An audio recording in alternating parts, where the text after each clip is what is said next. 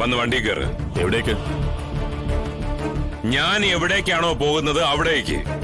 ഞാൻ എവിടേക്കും ഇല്ല. പിന്നെ എന്ത് ചെയ്യാൻ പോകുന്നു? ജീവിതകാലം മുഴുവനും ഈ ഓൺലൈൻ ടാക്സിയും ഓടിച്ച് എന്റെ മോൻ ജീവിതം കളയാൻ പോകുന്നു. ഞാൻ ജീവിതം എങ്ങനെ കളഞ്ഞാൽ എന്താ? എന്നെ പടിക്ക് പുറത്താക്കിയതല്ലേ? നിന്നെ പടിക്ക് പുറത്താക്കിയിട്ടേ ഉള്ളൂ, നിന്നെ പട്ടടയ്ക്ക് മുകളിലോട്ട് വച്ചിട്ടില്ല. അങ്ങനെ വെച്ചിട്ടായിരുന്നെങ്കിൽ എനിക്ക് ദണ്ണമില്ലായിരുന്നു. ജനിപ്പിച്ചു പോയില്ലേ, മാണിക്കോത്ത ചെക്കൻ എന്ന വിളിപ്പേരുണ്ടായി പോയില്ലേ. എടാ, കൺമുന്നിൽ കിടന്ന് ഇങ്ങനെ തെണ്ടുന്നത് കണ്ടിട്ട് തന്നെയാ ഈ വന്ന് വിളിക്കുന്നതെന്ന് ഓർത്താ മതി. ഒറ്റയ്ക്ക് ജീവിക്കാനുള്ള തന്റെ അടുത്തോട് ഇറങ്ങി തിരിച്ചതാ ഞാൻ. 4 നേരം മൃഷ്ടാനം കഴിച്ചില്ലെങ്കിലും പട്ടിണി കിടക്കില്ല. അങ്ങനെ മാണിക്കോത്തെ അന്തസ് ഇടിയുവന്ന പേടിയും വേണ്ട. അതുകൊണ്ട് ഞാൻ വരില്ല. കൊണ്ടുപോകാനായിട്ട് ശ്രമിക്കുകയും വേണ്ട. ഒറ്റയ്ക്ക് ജീവിക്കാൻ പറ്റുമെന്ന് ഞാനൊന്ന് നോക്കട്ടെ.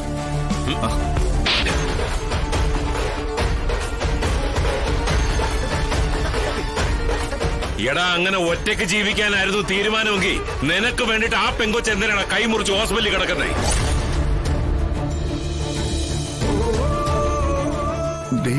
കൈമുറിച്ചെന്നോ? എടാ, നിന്നെ പോലെ ഒരുത്തനെ സ്നേഹിച്ച അവള് കൈയല്ല മുറിക്കേണ്ടത്, അവളുടെ കഴുത്തായിരുന്നു. എടാ, ഒന്നുകിൽ ജനിപ്പിച്ച ഈ തന്തയെ ഒന്ന് മനസ്സിലാക്കാൻ ശ്രമിക്കുക, ഇല്ലെങ്കിൽ നിന്നെ 10 മാസം ചുമന്ന് പറ്റ ആ തള്ളയെങ്കിലും ഒന്ന് മനസ്സിലാക്കാൻ നോക്ക്.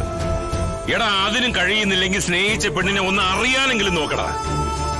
കൊണ്ടും കൊടുത്തും തന്റെ ഇടത്തോടെ ജീവിച്ച് നടക്കുമ്പോ നമ്മൾ ഒരു കാര്യം മനസ്സിലാക്കില്ല.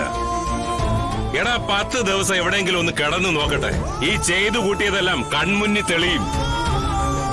അങ്ങനെ തെളിയുമ്പോ എന്റെ മകന് 2 കൈയും കൊണ്ട് തലയിൽ കൈവച്ച് പ്രാകുന്നവരുടെ കൂട്ടത്തിൽ പെൺരൂപങ്ങൾ ഉണ്ടാകാതിരിക്കാനാ അച്ഛൻ ഈ പറയുന്നത്.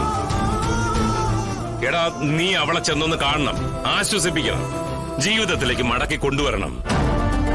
അതിന് നീ ഇപ്പൊ എന്റെ കൂടെ വന്നേ മതിയാവൂ.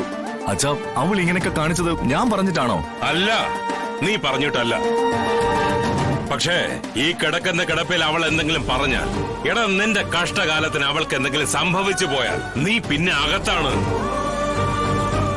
എടാ, നിന്നെ കൊടുക്കാൻ വേണ്ടി സ്വന്തം മകളെ പോലും കൊല്ലാൻ മടിക്കാത്ത ഒരുത്തന്റെ മുന്നിലാണ് അവൾ ഇങ്ങനെ കിടക്കുന്നതെന്ന് നീ ഓർക്കണം.